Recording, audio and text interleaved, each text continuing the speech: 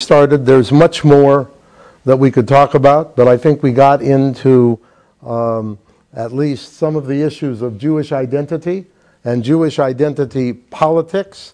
And I think that also, Gilad, you gave the audience a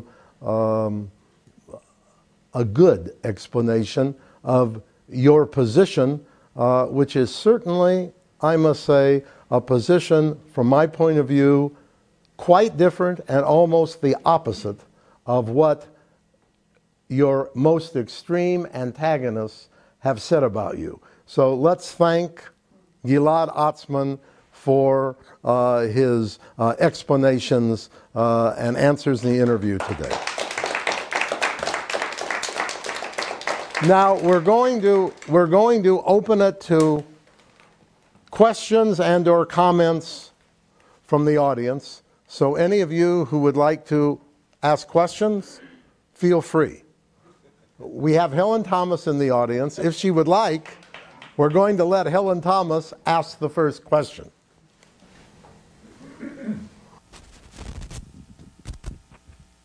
What do you think really motivated you to change your views? Hello, Helen.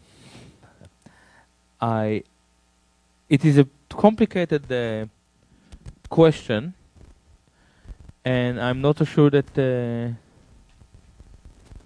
it was a quick transition. I think that it took me very many years, and even when I was brave and clever enough to leave Israel, I didn't realize what my identity was involved with. I didn't understand, I was yet to understand my complicit. I then started to write about it. And after 12 or 13 months, people told me, listen, you write so much, let's publish it. And I wasn't ready for it because I felt that I have so much more to dig into. I think that my initial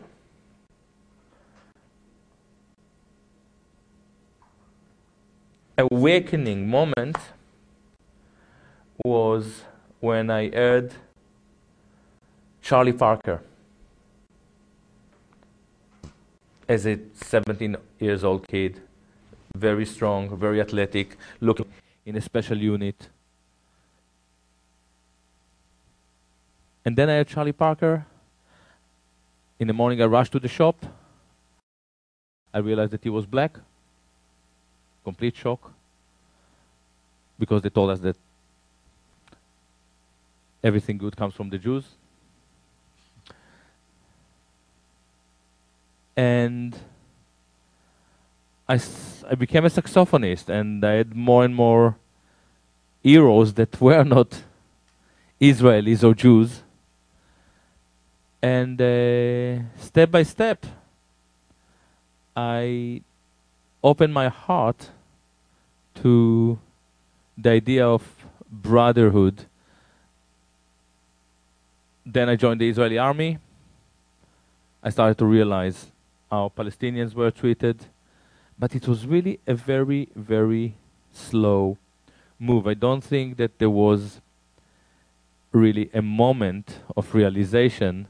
It is very complicated to understand the structural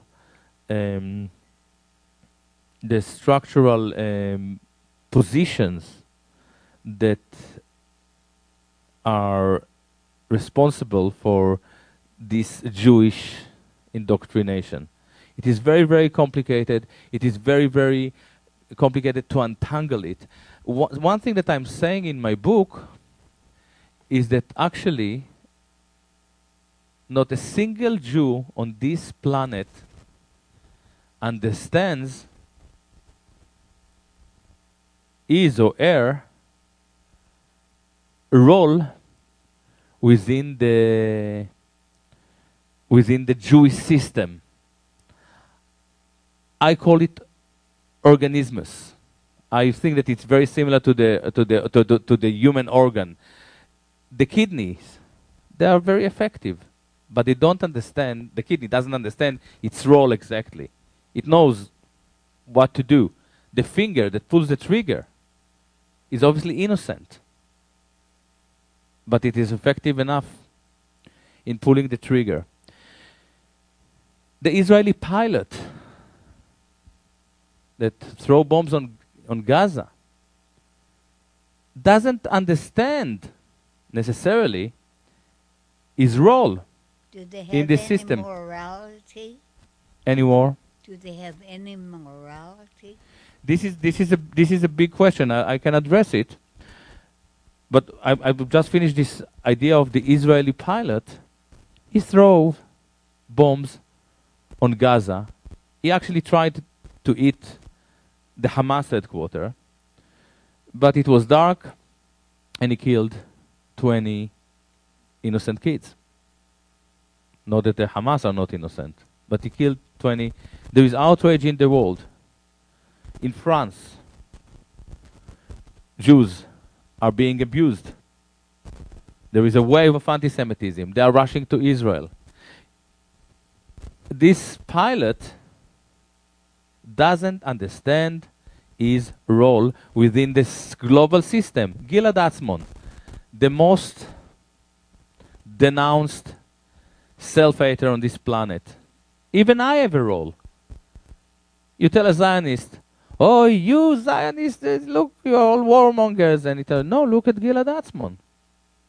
So even I, as a self-hater, I have a role within these organisms. Morality is a very good question. I go back to Yeshayahu Leibovich. Yeshayahu Leibovich, it's pretty dreadful what I'm going to say now. You may change your views about me. You can retract. Yeshayahu Leibovich, but it's not me, it's Leibovich. Yeshayahu Leibovich says there is no such a thing as Jewish ethics. What? He said there is no Jewish ethics. He said within the Jewish, the notion of ethics, it's something that most of us understand, associate with with enlightenment, is the capacity to make an ethical judgment, to close your eyes and to think about your act and say, no, I'm not going to kill this kid. It's wrong. In Judaism, you have 10 commandments. But you obey, you follow the 10 commandments because this is what God commanded you to do. So we manage to maintain a society, a functioning society, but it's not because the Jews are engaged in moral, in the rabbinical time, in moral conduct. It is just because the setting based on obedience are right. Now, what happens to the Jews when Judaism is dropped? The moral police, the police system, the policing institution disappears. And this is what we see in Israel.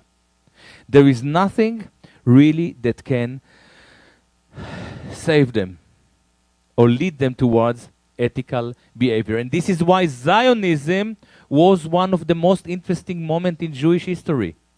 Zionism, the early Zionists realized that something is wrong. And they said, we are going to bring to the world a civilized moral Jew. Why? Because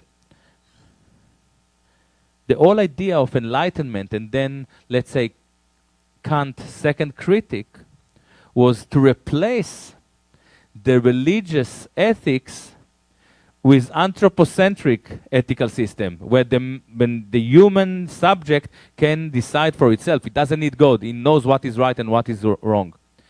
But Jewish secularism is very different. There is no philosophy behind Jewish secularism. They basically dropped God and went out of the out of the ghetto. And one of the biggest tragedies in Zionism is that they didn't manage to reestablish a civilized Jew. I mean, probably for 3 or 4 weeks, it was successful. And then a very problematic, godless, empty secularism took over. This is why, when I am reading today, there is another statement against me. Today, just because we were going here by Jewish Independent Voices or whatever. And they say, in the name of our Jewish tradition. In the name of what Jewish tradition? There is no humanist Jewish tradition. There is the biblical moral policing system, and then it is replaced with nothing. In fact, the only secular attempt, as far as I'm concerned, to establish Jewish ethical thinking was Zionism, and look where we are. Other questions? Fauzi.